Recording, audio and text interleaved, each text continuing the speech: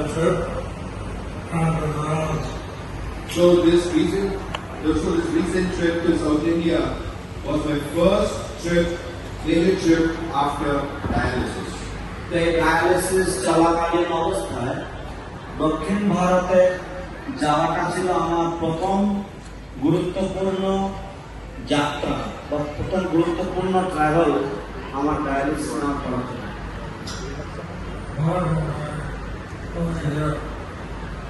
Apart from my coming here, অবশ্যই আমার এখানে ফিরে আসা ছাড়া মানে তখন আমি 10 বছর ফিরে আসা from Delhi. So, Prabhupada asked me to do anything. So Srila Prabhupada asked me to do many things. Prabhupada আমাকে অনেক কিছু করতে বলেছিলেন, আমাকে অনেক কিছু করতে আদেশ দিয়েছিলেন। And I'm limited what I can do. But I am limited in what I can do.